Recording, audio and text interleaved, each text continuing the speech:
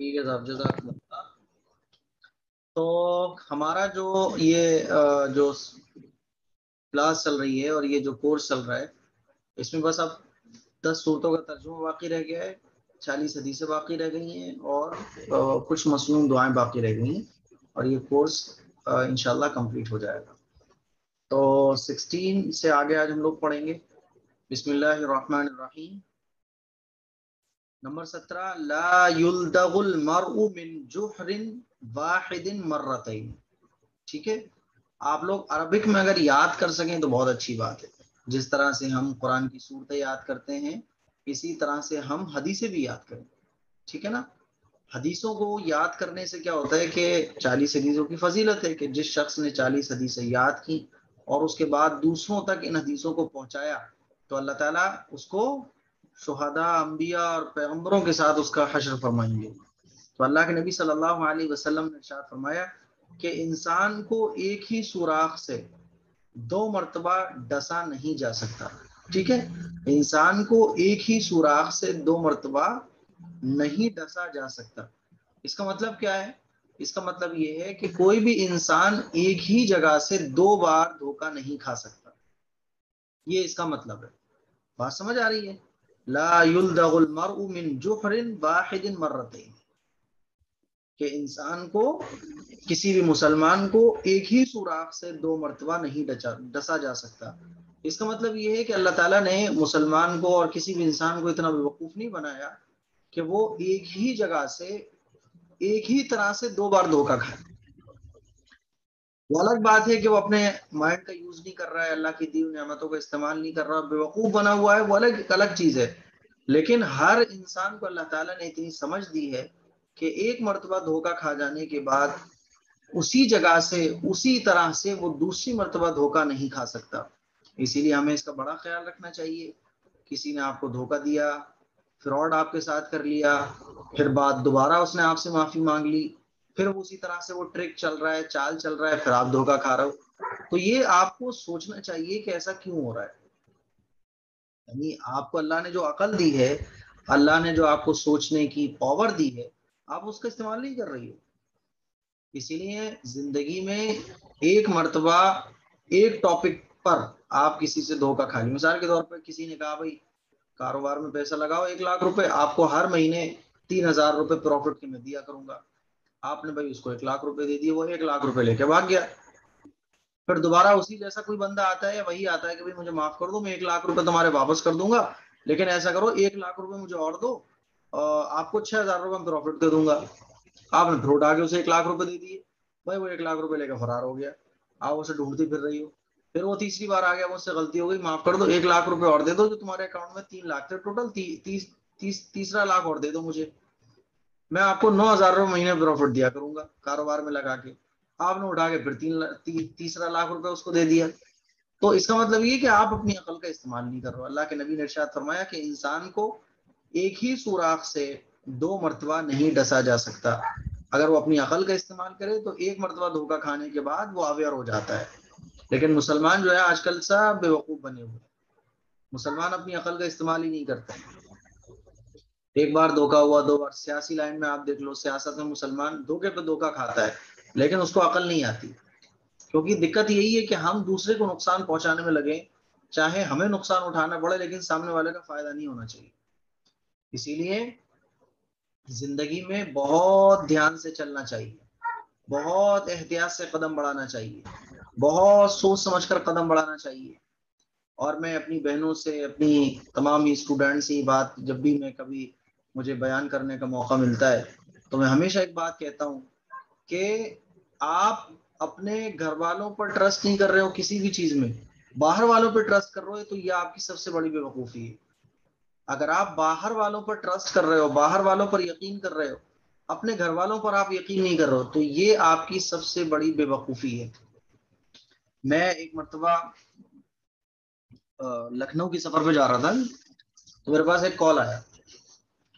جب میں سفر پر ہوتا ہوں تو اپنی سم آن کر لیتا ہوں، تو جو کالز آتے ہیں میں صرف ریسیو کر لیتا ہوں، فری ہوتا ہوں ایک دم۔ تو ایک لڑکی بات کر رہی تھی سامنے، تو انہوں نے مجھ سے بولا مفتی صاحب بہت ضروری مسئلہ ہے اور وہ میں آپ سے ڈسکس کرنا چاہتی ہوں۔ میں نے بولا بتاؤ آپ کیا مسئلہ ہے. تو انہوں نے جو مجھے بات بتائی وہ یہ بتائی کہ میں کسی سے محبت کرتی ہوں اور بے پناہ محبت کرتی ہوں، وہ بھی مجھ سے محبت رکھتے ہیں، اور میرے گھر والے راضی نہیں ہو رہے ہیں، وہ کہہ رہے ہیں نہیں وہاں ہم تمہاری شادی نہیں کریں گے. اب میں جو ہے گھر والوں کو چھوڑ کر، گھر والے آپشن دے رہے ہیں کہ جاؤ یا تو تم ہمیں چھوڑ دو یا پھر ہماری باتوں کو مان لو. تو میں گھر والوں کو چھوڑنا چاہتی ہوں کہ میں اس سے شادی کر لوں، کیونکہ اس کے علاوہ میں کسی اور کے ساتھ کبھی بھی خوش نہیں رہ سکتی. تو میں نے ان سے یہ بات کہی، میں نے کہا دیکھو، اگر بائی چانس چلو آپ نے اس لڑکے کے لیے اپنے گھر والوں کو چھوڑ دیا جیسا کہ آپ کا دل کہہ رہا ہے اور وہ لڑکا بھی آپ سے کہہ رہا ہے، اور مان لو وہ لڑکا چینج ہو گیا، کیونکہ دنیا چینج ہوتے ہوئے دیکھی آج کل تو اخبار میں آپ دیکھ سکتی ہیں دنیا چینج ہو رہی ہے. آج بندہ کچھ ہوتا ہے کل کچھ اور ہو جاتا ہے. غیر تو غیر اپنے لوگ دھوکہ دے رہے ہیں.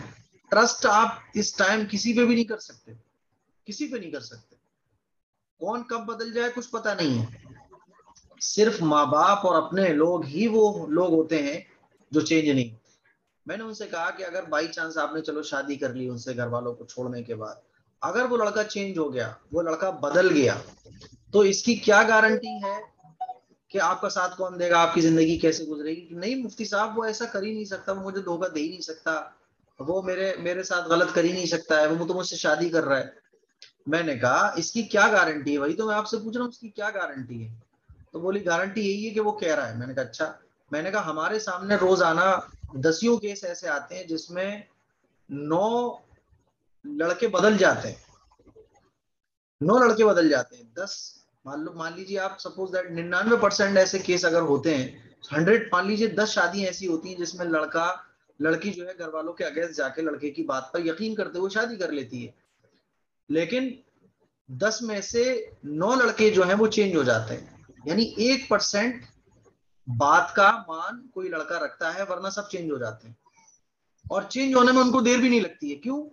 بھائی لڑکی کی سپورٹ میں اب گھر والے بھی نہیں ہے، لڑکی کا کوئی اپنا بھی نہیں ہے. اب لڑکا جو چاہے پھر وہ کرتا ہے. اور جب لڑکی اپنے گھر والوں پر ٹرسٹ کرتے ہوئے شادی کرتی ہے تو پھر لڑکا نبھاتا ہے، لڑکی کے گھر والے بھی سپورٹ میں کھڑے ہوتے ہیں. اور ان کیس اگر لڑکا ساتھ چھوڑ دیتا ہے تو لڑکی کے گھر والے لڑکی کے ساتھ سپورٹ بن کر کھڑے ہوئے ہوتے ہیں. میں نے بولا اب آپ دیکھ لیجئے، خدا نخواستہ اگر لڑکا چینج ہو گیا یا لڑکے نے غلط کر دیا، کیوں؟ اس کے چانسز زیادہ ہیں، کیونکہ آج کے ٹائم میں لوگ بے اعتماد ہو چکے ہیں. آج کے ٹائم میں ہم دیکھ رہے ہیں کہ 100 میں سے 99% لڑکے جو ہے اس طرح سے دھوکہ دے دیتے ہیں. تو میں نے کہا آپ اپنی فیملی کو چھوڑ رہی ہو، آپ سب کچھ چھوڑ رہی ہو، اور اگر یہ لڑکا چینج ہو گیا، اس نے آپ کو دھوکہ دے دیا، تو پھر آپ کی زندگی کیا رہے گی؟ آپ کے سپورٹ میں کون ہوگا؟ اسی لیے میں نے کہا اس کو چھوڑو، اپنے گھر والوں پر ٹرسٹ رکھو. کیوں؟ کیونکہ ہمارے سامنے ایسی مثالیں اخبارات میں، نیوز میں اور ویڈیوز میں، یوٹیوب پر، فیس بک پر، کہ لوگوں نے دھوکہ دے دیا. تو یہ اپنے ہوتے ہیں. لیکن آج کل کیا ہو رہا ہے کہ آج ہم لوگ باہر والوں پہ بھروسہ کر رہے ہیں، اور باہر والے اگر دھوکہ دے بھی دیں تو پھر دوبارہ انہیں پر بھروسہ کر لیتے ہیں. اسی لیے اللہ کے نبی نے ارشاد فرمایا کہ کوئی بھی انسان، خاص طور پر کوئی بھی مسلمان، ایک سوراخ سے 2 مرتبہ نہیں ڈسا جا سکتا. چاہے وہ پولیٹیشین معاملے ہوں، چاہے وہ دنیاوی کوئی اور فیلڈ کے معاملے ہوں، چاہے وہ گھر کے معاملے ہوں. کوئی بھی انسان آپ کو دھوکہ دے رہا ہے اور آپ نے اس کو کیچ کر لیا کہ یہ مجھے دھوکہ دے رہا ہے، کاروبار کی لائن میں، گھر کی لائن میں، اور جاب کی لائن میں، آفس کی لائن میں، میڈیکل لائن میں، اسکول کی لائن میں، کالجز کی لائن میں، جب آپ کو پتہ چل گیا یہ دھوکہ دے رہی ہے، یہ دھوکہ دے رہا ہے، تو بس اس سے دوری. پھر اعتماد نہیں، پھر ٹرسٹ نہیں. اور حقیقت میں ایک بات کہتا ہوں، میری بات نہیں ہے بلکہ یہ بڑوں کی باتیں ہیں، کہ آپ اپنے رازوں کو اپنے تک رکھو. بس آپ اپنے رازوں کو اپنے تک رکھو، کیونکہ آپ جس کو دوست سمجھ کر اپنے راز شیئر کر رہے ہو، کچھ پتا نہیں ہے کہ وہ دوست آپ کا دشمن بن جائے اور پھر وہ آپ کے رازوں کو آپ کی کمزوری بنا لے. اسی لیے ہمیشہ یاد رکھو، کبھی بھی کسی کو اپنے راز مت بتاؤ. ایک چیز اور میں آپ لوگوں کو بتاؤں، شادی ہوتی ہے، شادی کے بعد ہماری بہنیں جو ہے وہ اپنی سسرال چلی جاتی ہیں. اب جو ہسبینڈ ہوتے ہیں وہ کیا کرتے ہیں؟ محبت کے ساتھ، اچھا نئی نئی شادی ہوئی ہوتی ہے تو ہسبینڈ پہ جان نچھاور کی جا رہی ہوتی ہے، سب کچھ میرا ہسبینڈ ہے، صاحب اسٹیٹس بھی لگائے جا رہے ہوتے ہیں، میری دنیا، میری جنت. ہے نا, میں نے دیکھے ہیں لگے ہوئے اسٹیٹس. اور لڑکا بھی جان نچھاور کر رہا ہوتا ہے, تو اپنی پچھلی زندگی کے بارے میں گفتگو چلتی ہے. پہلے میں ایسی تھی, میں کالج میں جاتی تھی اور وہاں یہ وہ. اچھا لڑکا کیا کرتا ہے کہ باتوں باتوں میں پوچھ لیتا ہے, اچھا یہ بتاؤ پاسٹ میں تمہارے ساتھ کیا ہوا, کبھی تم نے کسی سے محبت کی, کبھی تم نے کسی سے عشق کیا, بلا بلا دنیا بھر کی باتیں. اب لڑکی کیا کرتی ہے کہ وہ جو ہے نا ایموشنل تو پہلے ہی ہو رہی ہوتی ہے محبت میں, بہت زیادہ ایکسائٹیڈ ہو رہی ہوتی ہے. نئی نئی شادی ہوتی ہے تو محبت کے جو ہے نا سمندر جو ہے وہ دلوں میں ہوتے ہیں, محبت کی لہریں جوش مار رہی ہوتی ہیں. تو لڑکا بھی اپنا سب کچھ بتا دیتا ہے, لڑکی بھی بتا دیتی ہے. لڑکا بڑا ہوشیار ہوتا ہے, لڑکا زیادہ نہیں بتاتا, لڑکیاں جو ہے نا سارا کھول کے رکھ دیتی ہیں. اور اگر ہسبینڈ یہ کہتے کہ تمہیں میری قسم ہے, فلاں کی قسم ہے, بتا دو, اور تم مجھے اپنا نہیں سمجھتی, اپنا دوست نہیں سمجھتی, اب لڑکیاں سب بتا دیتی ہیں. اب کیا ہوتا ہے کہ 4-6 مہینے کے بعد نئی نئی نئی نئی دوستی بھی بڑی اچھی لگتی ہے. نئی نئی جب دوستی ہوتی ہے تو آپ نے دیکھا ہوگا, جب نئی نئی دوستی اگر ہوتی ہے تو ہم چائے پینے جاتے ہیں تو پیسے نہیں دینے دیتے, نہیں پیسے میں دوں گا بھائی, پیسے کے پیچھے لڑائیاں ہو رہی ہیں, پیسے میں دوں گا, نہیں پیسے میں دوں گا. اور جب دوستی پرانی ہوتی ہے, بھائی پیسے دے دے یار, کبھی تو دے دیا کر. اسی طرح سے نئی نئی شادی ہوتی ہے تو بڑی محبتیں ہوتی ہیں, ادب احترام تمیز سلیقہ سب ہوتا ہے.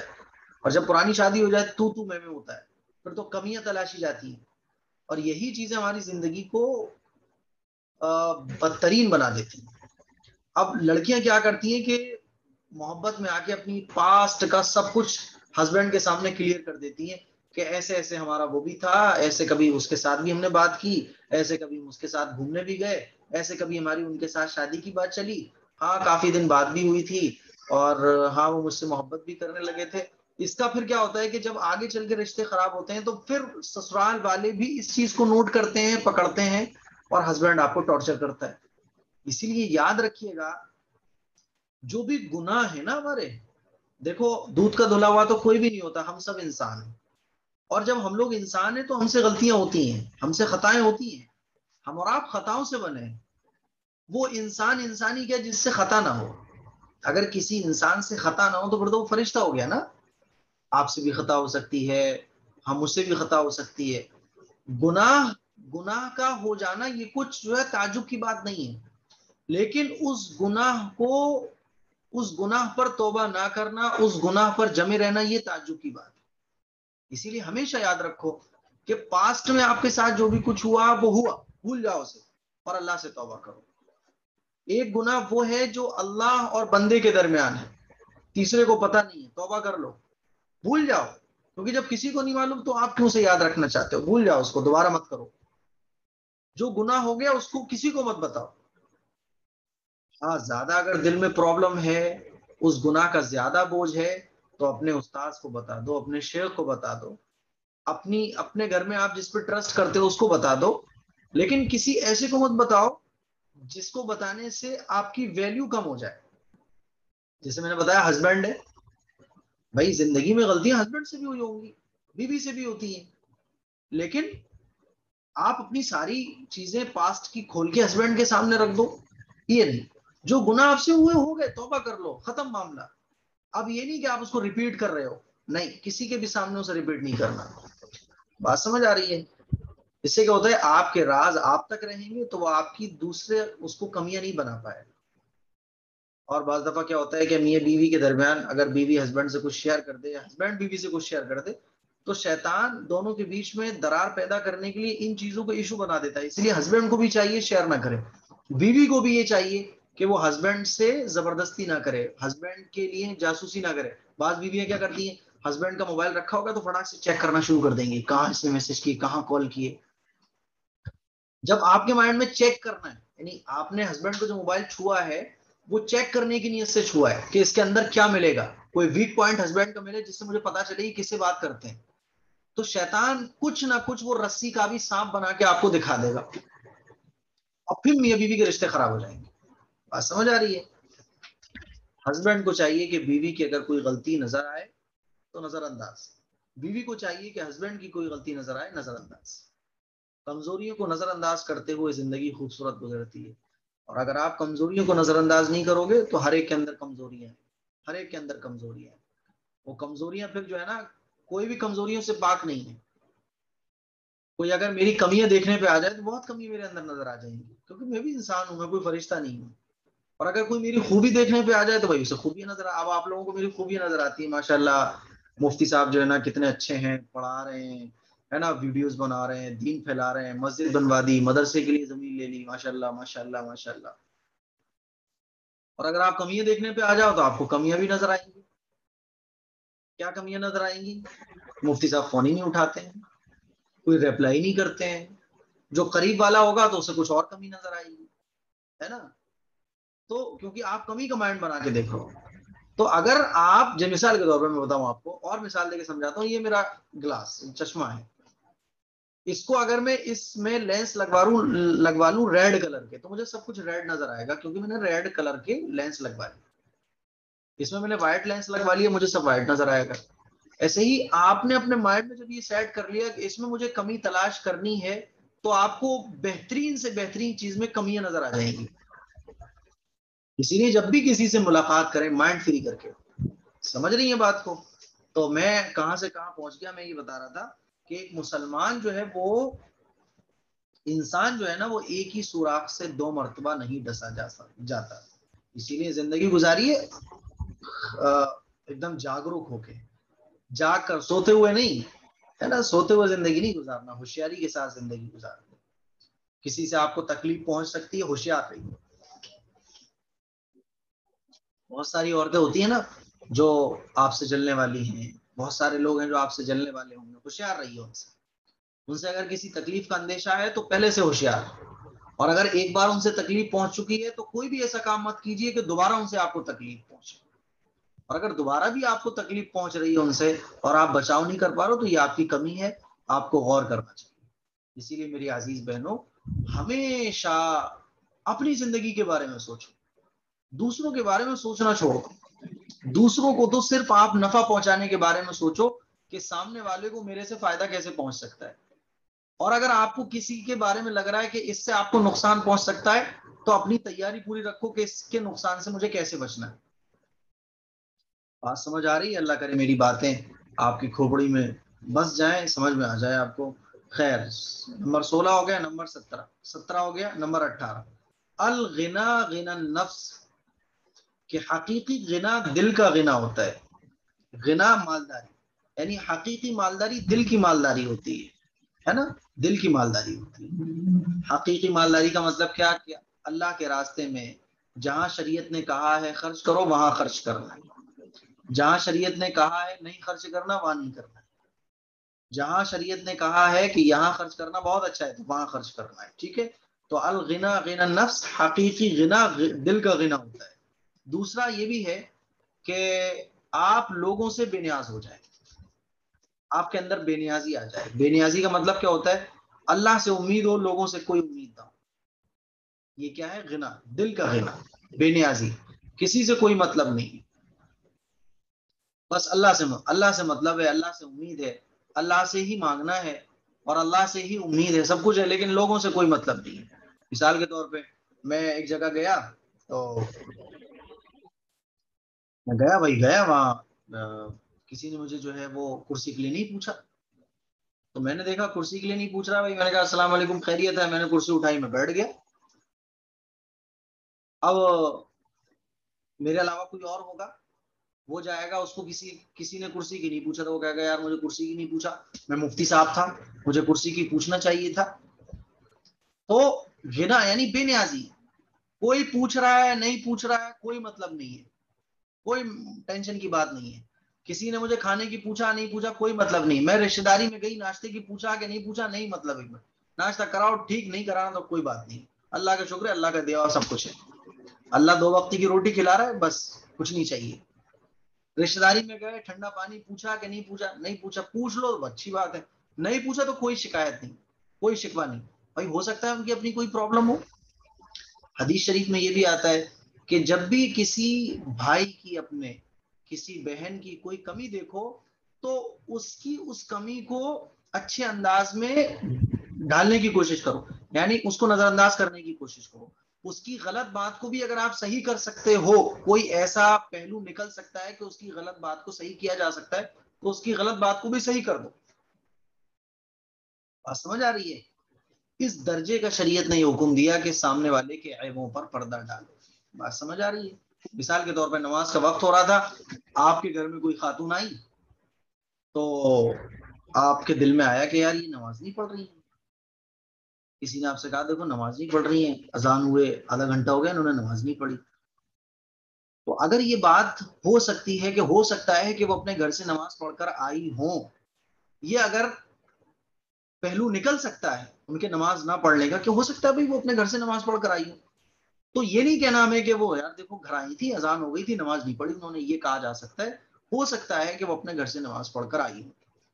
ٹھیک ہے, اسی لیے کہا گیا کہ جس مسلمان کے کسی عیب پر پردہ ڈالا جا سکتا ہے, اس کی غلط بات کو, اس کی غلط چیز کو کسی نہ کسی اینگل سے صحیح کیا جا سکتا ہے, کر دو صحیح, اس کے عیبوں کو مت اچھاؤ.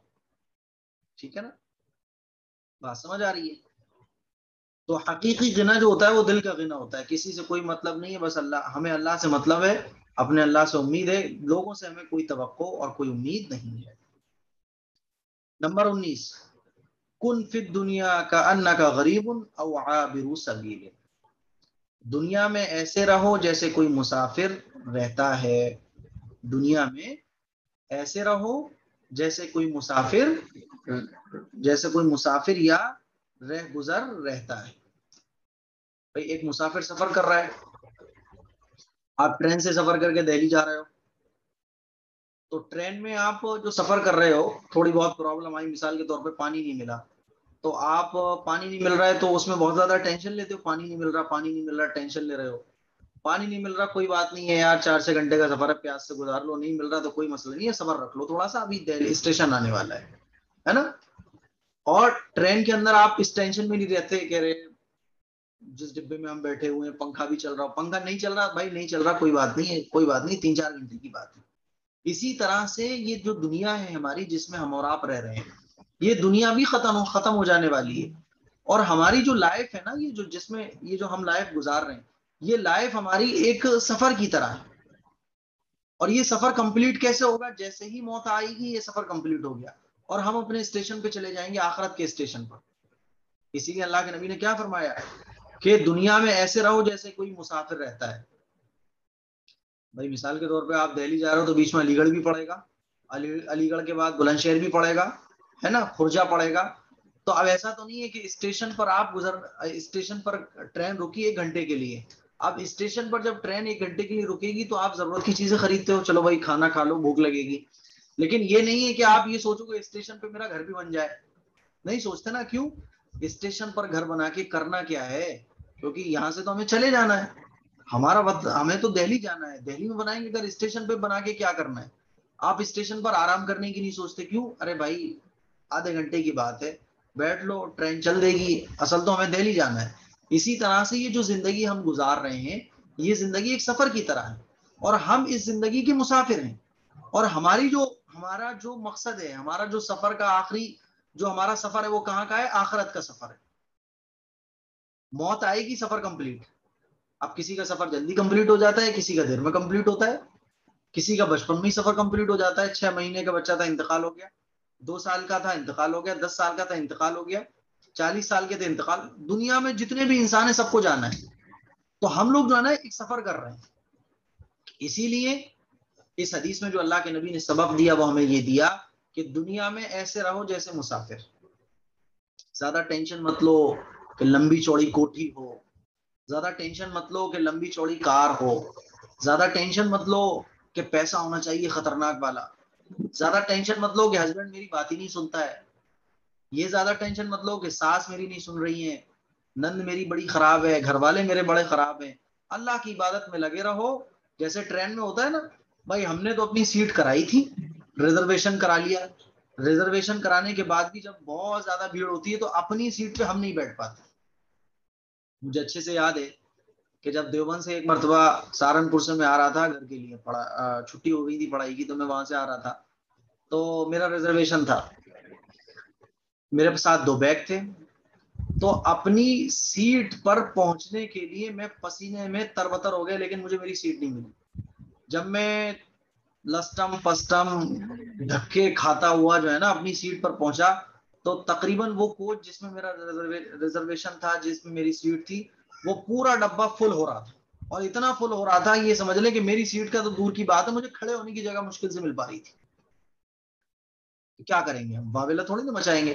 کوئی بات نہیں بھیا، کھڑے ہو کے گزار لیں گے، 4 سے گھنٹے کی بات ہے، نہیں ملی سیٹ تو کوئی بات نہیں. ایسے ہی زندگی بھی ایک سفر ہے. اچھا گھر نہیں ملا کوئی بات نہیں بھائی، گزر جائے گی جیسی بھی. اچھے ہسبینڈ نہیں ملے کوئی بات نہیں ہے، گزر جائے گی. کیونکہ زندگی ہمیشہ رہنے والی نہیں ہے. جن کو اچھے گھر مل گئے عالیشان، ان کی بھی گزرے گی. ہمارا عالیشان گھر نہیں ملا تو ہماری بھی گزرے گی. ان کو بھی قبر میں جانا ہے، ہمیں بھی قبر میں جانا ہے. جن کے پاس مرسیڈیز ہیں، لگژری گاڑیاں، ان کو بھی قبر میں جانا ہے، ہمیں بھی قبر میں جانا ہے. فرق اتنا ہے وہ تھوڑے سے آرام میں چلے گئے، لیکن جانا سب کو ہے، گزرنا زندگی سب کی ہے. اسی لیے ہمیں جو اپنی زندگی گزارنا چاہیے وہ کیسے گزارنا چاہیے؟ مسافر کی طرح گزارنا چاہیے. کوئی چیز مل گئی اللہ کا شکر ہے، نہیں مل رہی کوئی بات نہیں ہے. زندگی گزرنا ہے، ختم ہو جائے گی، اس کے بعد قبر میں ہم چلے جائیں گے، مزے کی گزرے گی ایک دم. قبر میں جب نیک بندہ جائے گا تو کیا ہوگا، جنت کی ایک کھڑکی کھول دی جائے گی، اور ایسی شاندار جنت کی ہوائیں چلیں گی کہ وہ سو جائے گا، اور آخرت کا میدان قائم ہونے تک وہ سویا ہو رہے گا. اور جب اٹھے گا تو ایسا لگے گا ارے ابھی تو میں سویا تھا، حالانکہ سینکڑوں سال وہ سو چکا ہوگا. لیکن آرام اتنا اسے ملے گا کہ اسے پتہ ہی نہیں چلے گا. جیسے آپ نے دیکھا ہے، آپ گھومنے جاتے ہو اور بڑے بڑے ہوٹل میں ٹھہرتے ہو، شادی کا موسم ہوتا ہے، شادی کے پروگرام ہوتے ہیں، خوشیوں والا ٹائم کیسے فاسٹ گزر جاتا ہے نا. ارے پتہ ہی نہیں چلا 1 ہفتہ ہو گیا، پتہ ہی نہیں چلا 2 دن گزر گئے، 4 دن گزر گئے، ارے کل کی بات لگ رہی ہے. خوشیوں والا ٹائم پتہ ہی نہیں چلتا ہے. ایسے ہی جب آپ مر جائیں گے نا، تو قبر میں جب جائیں گے اور اللہ کی رحمت سے امید ہے کہ جنت میں جائیں گے، تو قبر میں جنت کی کھڑکی کھولی جائے گی جہاں سے جنت کی ہوائیں آئیں گی. تو پتہ ہی نہیں چلے گا کہ سینکڑوں سال گزر گئے. آخرت کا میدان جب سجے گا، جب جنتی اٹھیں گے اور اٹھیں گے آنکھیں ملتے ہوئے، ابھی تو سوئے تھے ہم، اتنی جلدی جگا دیا گیا ہے نا. جیسے مثال کے طور پہ گرمی ہو، جون جولائی کی گرمی ہو، اور بڑی گرمی سے ہم لوگ باہر سے آ رہے ہوں، اور جب اپنے گھر میں جائیں تو اے سی بھی چل رہا ہو، بہترین بیڈ بچھا ہو، اور ہم سو جائیں، اور اے سی چلتا رہے، تو 8-10 گھنٹے کی نیند بھی پتہ نہیں چلتی، اتنی شاندار نیند آتی ہے. اور مثال کے طور پہ آپ باہر سے آ رہے ہو، خطرناک گرمی پڑ رہی ہو، آپ جیسے ہی آ کے لیٹے تو اے سی تو بہت دور کی بات ہے، جو پنکھا چل رہا تھا وہ بھی بند ہو گیا، لائٹ چلی گئی، 1 گھنٹہ گزارنا مشکل پڑ جاتا ہے. ٹھیک ہے نا. تو یہ زندگی بھی گزر جائے گی. نمبر 20، کفا بالمرء کذبا ان یحدث بكل ما سمع. انسان کے جھوٹا ہونے کے لیے اتنا ہی کافی ہے کہ وہ جو بات سنے بغیر تحقیق کے لوگوں سے بیان کرنا شروع کر دے. بات سمجھ آ رہی ہے؟ دوبارہ میں بیان کر رہا ہوں حدیث کو. انسان کے جھوٹا ہونے کے لیے اتنا کافی ہے کہ وہ جو بات سنے بغیر تحقیق کے، انویسٹیگیٹ کیے بغیر لوگوں سے بیان کرنا شروع کر دے. یہ بات انسان کے جھوٹا ہونے کے لیے کافی ہے. آپ کو یاد ہوگا 4-6 سال پہلے نمک مہنگا ہو گیا، نمک مہنگا ہو گیا، بہت ایک جو ہے وہ افواہ پھیلی کہ نمک مہنگا ہو گیا، نمک مہنگا ہو گیا. نمک مہنگا کیسا ہوا؟ ایک بات چلی، لوگوں نے اس کو آگے شیئر کرنا شروع کیا، اتنا شیئر کیا گیا، اتنا شیئر کیا گیا کہ وہ لوگ حقیقت سمجھنے لگے. اور جتنی بھی باتیں ہم سنتے ہیں، 98% باتیں ہم کیا کرتے ہیں کہ بغیر تحقیق کیے آگے شیئر کر دیتے ہیں، آگے اس کو بول دیتے ہیں. اس لیے اللہ کے نبی نے کیا فرمایا کہ انسان کے جھوٹا ہونے کے لیے اتنی بات کافی ہے کہ اس نے کوئی بات سنی، اس کو کسی نے کوئی بات کسی کے بارے میں بتائی، اور اس نے اس بات کی انویسٹیگیشن کیے بغیر اس بات پر یقین کر لیا اور اس کو آگے شیئر کر دیا یا اس کو سچ مان لیا. عام طور پر آج کے ٹائم میں جو گھروں میں لڑائیاں ہیں، جو گھر میں جھگڑے ہیں، ان کی سب سے بڑی وجہ پتہ ہے کیا ہے؟ ان میں سب سے بڑا وجہ یہ ہے غلط فہمیاں. اور غلط فہمیاں پیدا کرنے والے کیا کرتے ہیں؟ وہ ایک بات سنتے ہیں، اور مثال کے طور پہ ساس اور بہو کا رشتہ، ساس بہو کے بیچ میں کوئی بات نہیں، ماشاءاللہ سب سیٹ چل رہا ہے. اب ساس نے کسی انداز میں کوئی بات کہی، تیسرے آدمی نے اس بات کو سنا اور بہو تک اس بات کو دوسرے انداز میں پہنچایا. اب بہو کو چاہیے کہ وہ اپنی ساس سے کلیئر کر لے کہ امی جان، یہ بات فلاں نے مجھ سے کہی تھی، کیا یہ بات صحیح ہے؟ ساس کہہ دیں گی ہاں صحیح ہے، تو ٹھیک ہے. انہوں نے کہا نہیں بیٹا ایسی بات نہیں تھی, میں نے تو ایسے کہا تھا. تو اب آپ ساس کی بات پر یقین کر لو اور تیسرے بندے نے جو بات کی اس پر مت مانو. ہمارے معاشرے میں کیا ہوتا ہے, ہماری بزنس کی لائن ہو, ہماری گھر کی لائن ہو, رشتے کے معاملات ہوں, کوئی بھی معاملات ہو, ہوتا کیا ہے کہ تیسرا بندہ کوئی بات ہمیں آ کے بتاتا ہے کسی کے بارے میں, ہمارے ہسبینڈ کے بارے میں, ہمارے فادر کے بارے میں, ہمارے برادر کے بارے میں. تیسرے بندے نے ہمیں آ کے کوئی بات بتائی, ہماری فرینڈ کے بارے میں تیسرے بندے نے ہمیں آ کے کوئی بات بتائی. اب کیا ہوتا ہے کہ ہم انویسٹیگیٹ کیے بغیر اپنے بھائی کے بارے میں, اپنے بھائی سے پوچھے بغیر تیسرے بندے نے جو ہمیں آ کے بتایا کہ تمہارا بھائی تمہارے بارے میں یہ بول رہا تھا, تو چاہیے ہمیں یہ تھا کہ ہم اپنے بھائی سے کال لگا کے پوچھیں بھائی تم نے ایسا میرے بارے میں کہا. لیکن ہم کیا کرتے ہیں, تیسرے بندے کی بات مان لیتے ہیں, جس کی وجہ سے غلط فہمیاں کریٹ ہوتی ہیں. اور اتنی غلط فہمیاں کریٹ ہو جاتی ہیں کہ ہر گھر آج کل دنگل بنا ہوا ہے, لڑائیاں ہیں, جھگڑے ہیں, طرح طرح کی باتیں ہیں. کیوں؟ تیسرا بندہ کام کر رہا ہے اپنا, اور ہم تیسرے بندے کی بات سن کر اپنے اس بندے پر ٹرسٹ کھو دیتے ہیں جس پہ ہمیں ٹرسٹ تھا, یعنی جس پہ ہمیں بھروسہ تھا, جس پہ ہمیں اعتماد تھا, جس سے ہمیں محبت تھی. ہونا تو یہ چاہیے تھا کہ ہم اس سے پوچھتے, لیکن تیسرے بندے کے کسی بات کو کہنے پر ہم نے اس کی بات پر یقین کر لیا, اور جس سے محبت تھی, جس پر ٹرسٹ تھا, ان پہ ہم نے شک کر لیا. تو یہ بڑی بیوقوفی کی بات ہے ہماری, اور ہمارے جھوٹا ہونے کے لیے اتنی بات کافی ہے کہ ہم نے سامنے والے کی بات پر بغیر تحقیق کیے ہوئے اس کی بات کو سچ مان لیا. بات سمجھ آ رہی ہے میری؟ میں آپ کو بات یہی سمجھانا چاہ رہا ہوں. کبھی بھی ہسبینڈ کے بارے میں عام طور پر جو ہے نا میاں بیوی کے بیچ میں جھگڑا پیدا کرانے کے لیے اس ٹائپ کی باتیں کی جاتی ہیں کہ ہسبینڈ سے کہا جائے گا بیوی کے بارے میں کچھ, اور بیوی سے کہا جائے گا ہسبینڈ کے بارے میں کچھ. اب کیا ہوگا کہ ہسبینڈ بیوی کے بارے میں جو بات کہی جاتی ہے اس کو بیوی سے پوچھے بغیر یقین کر لیتا ہے, اور بیوی کے بارے میں بدگمان ہو جاتا ہے. اور بیوی کیا کرتی ہے, ہسبینڈ کے بارے میں جو بیوی سے بات کہی جاتی ہے وہ ہسبینڈ سے پوچھے بغیر ہسبینڈ کے بارے میں بدگمان ہو جاتی ہے. اب یہ بدگمانیاں بڑھتی ہیں, نفرتیں پنپتی ہیں, نفرتوں کا پودا جنم لے لیتا ہے, یہ پودا بڑھتا چلا جاتا ہے, اور پھر جو ہے نا آپسی رنجشیں, نا اتفاقیاں, لڑائیاں, جھگڑے, اور ایک جنت نما جو گھر ہوتا ہے وہ ایک جہنم نما گھر بن جاتا ہے. اسی لیے سمجھداری سے کام کرنا ہے. سامنے والے سے ہمیں پوچھ لینا ہے کہ بھائی ہم نے تمہارے بارے میں یہ سنا ہے, کیا تم نے میرے بارے میں یہ بات کہی ہے؟ ایک صاحب نے آپ کے میرے بارے میں یہ بات کہی کہ آپ نے میرے بارے میں یہ کہا.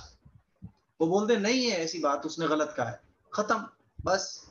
اب کوئی مائنڈ میں اس تیسرے آدمی کی بات نہیں رکھنی. دقت یہ ہے کہ ہمارے اچھے خاصے رشتے ہوتے ہیں, ہم تیسرے بندے کی بات پر ٹرسٹ کر لیتے ہیں اور اس کی تحقیق بھی نہیں کرتے, اور یہیں سے رشتے بگڑنا شروع ہو جاتے ہیں. اس لیے ہمیشہ یاد رکھیں کہ کوئی بھی آپ سے آپ کے رشتے داروں کے بارے میں, آپ کے بارے میں, آپ کے گھر والوں کے بارے میں کوئی بھی بات کہہ رہا ہے تو آپ اس بات کی تحقیق کریں, پھر اس بات پر یقین کریں. تحقیق کیے بغیر آپ کسی کی بات کا بھی یقین نہ کریں. بات سمجھ آ رہی ہے؟ 5 منٹ رہ گئے, بس اتنا رہنے دے. سوموار کو انشاءاللہ کلاس ہوگی اور جمعرات کو بھی ہوگی. میرا بخار اللہ کا شکر اتر گیا ہے, کل بھی پرسوں بھی 2-3 دن بڑا بخار رہا. خیر دعا کریں اللہ سے کہ جتنی زندگی ہے تو اللہ تعالیٰ خیر کے ساتھ گزروا دے, اور اگر زندگی نہیں ہے تو ایمان پر خاتمہ فرما دے. السلام علیکم ورحمۃ اللہ. کسی کا کوئی سوال ہو تو بتائیں.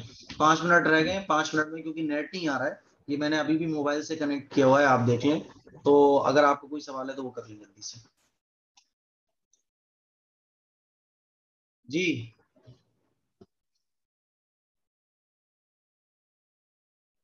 السلام علیکم. وعلیکم السلام. اگر یہ حدیث ہم لوگ اس کے ترجمے سے یاد کریں گے تو مطلب ثواب کم ہو جائے گا کیا؟ دیکھو بھائی, یہ تو ظاہر سی بات ہے, فیکٹ ہے, تو جتنی محنت کرو گی اتنا ثواب ملے گا. عربک یاد کر لو گی تو بہت اچھی بات ہے. First number, first position. تو آپ بھیج دیجیے گا, اگر وہ لکھ کر نوٹ میں بھیج سکتے ہیں, کیونکہ ورڈز کا تھوڑا کوئی مسئلہ مسٹیک ہو نہیں, جاتا ہے. میں بھیج دوں گا, اور انشاءاللہ میں جو ہے نا ریکارڈ کر کے بھی بھیج دوں گا. ٹھیک ہے. جی جزاک اللہ خیر. جی السلام علیکم. وعلیکم السلام. جی مفتی صاحب, مجھے یہ پوچھنا تھا کہ میں نے آپ کو بتایا تھا کہ میرے ابا کی بہت زیادہ ان کی اب بھی طبیعت خراب ہے، تو وہ مطلب بیڈ پہ سے اٹھ نہیں پاتے ہیں، تو مطلب ناپاکی کی حالت میں وہ ایسے نماز پڑھ سکتے ہیں لیٹے لیٹے؟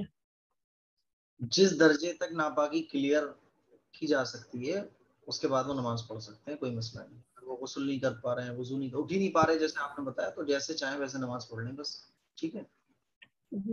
اور میرا آج فون خراب ہو گیا، اس کی ڈسپلے چل نہیں پا رہی تھی، تو آج آپ پلیز آج کی ویڈیو آپ مجھے سینڈ کر دینا.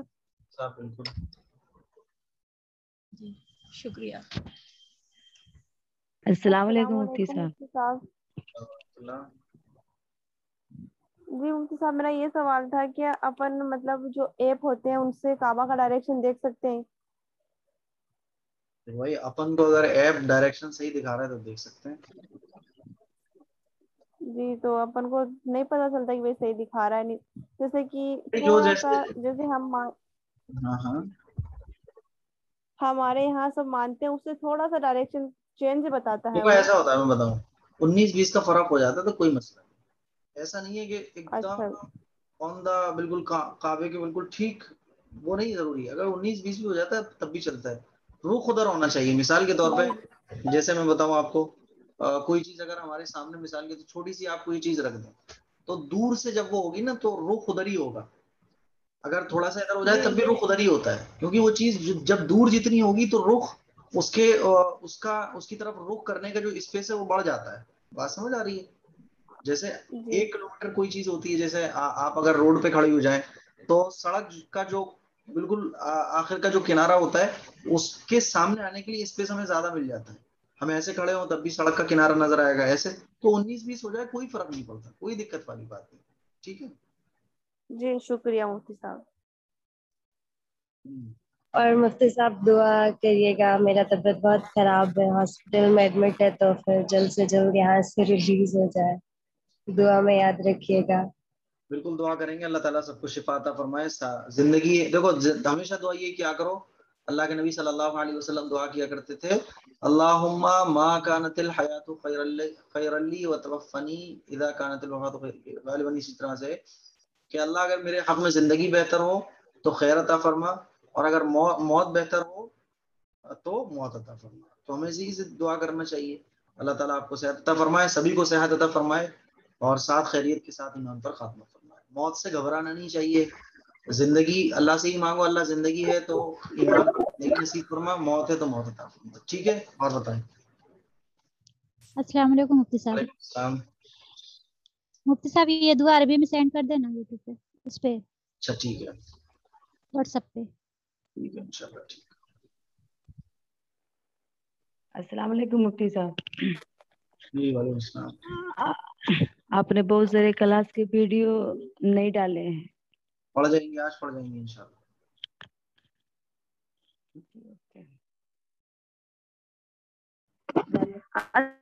السلام علیکم بھائی. السلام ورحمۃ اللہ. جی بھائی یہ پوچھنا چاہ رہے ہیں، جیسے ایک کوئی ماں ہے، ان کے 4 یا 5 بچے ہیں، وہ ایک بچے کے ساتھ فرق کرتی ہیں اور باقی بچوں کے ساتھ مطلب الگ پیش آتی ہیں، تو اس بچے کے دل میں اگر کوئی برائی آ جاتی ہے، ناراضگی ہو جاتی ہے اس بات کی وجہ سے، تو وہ کیا کرتی؟